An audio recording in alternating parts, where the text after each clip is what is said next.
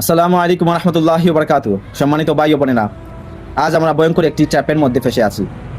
এই ফাঁদের মধ্যে পড়ে থাকার কারণে আমাদের সমাজের মধ্যে দিন দিন বেহায়াপনা, অশ্লীলতা, অনৈতিকতা, ডিপ্রেশন, আত্মহত্যা বেড়েই চলছে। এর মূলে একটি কারণ, তা হচ্ছে আমরা বিবাহকে কঠিন করে ফেলেছি। আমাদের অভিভাবক বিশেষ করে মেয়েদের নিয়ে অনেক ব্যস্ত তাদের honours, masters, PhD, doctorate degree করাতে। সম্মানিত অভিভাবক, আমি আপনাকে একটি প্রশ্ন করতে চাই, আপনি কি আপনার মেয়েকে উচ্চশিক্ষিত করতে গিয়ে তার ভবিষ্যৎকে নষ্ট করছেন না তো? একটু লক্ষ্য করুন, বাংলাদেশে বিবিএস এর রিপোর্ট অনুযায়ী নারীদের সংখ্যা পুরুষের তুলনায় ৩২ লক্ষ বেশি, যার কারণে আজ গড়ে গড়ে মেয়েদের চুল সাদা হওয়া শুরু হয়েছে, অথচ তারা এখনও স্বামীদের গড় দেখেনি। তাছাড়া আপনারা জানেন, গবেষণায় দেখা গেছে মেয়েদের সন্তান জন্মদানের ক্ষমতা ফিটালিটি 30 বছরের পর ধীরে ধীরে কমতে শুরু করে।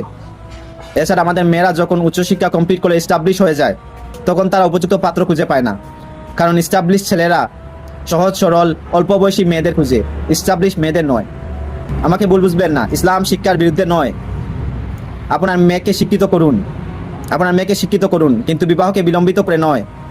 বিবাহের পর শিক্ষা কন্টিনিউ করার পরিবেশ সৃষ্টি করুন। আল্লাহ রাসূল সাল্লাল্লাহু আলাইহি সাল্লাম বলেছেন, 3টি জিনিসের দেরি করা উচিত নয়।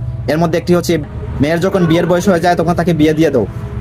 তাই আসুন সহজ করে দিই হালালকে, না হয় সমাজ আর অন্ধকারের দিকে তলিয়ে যাবে।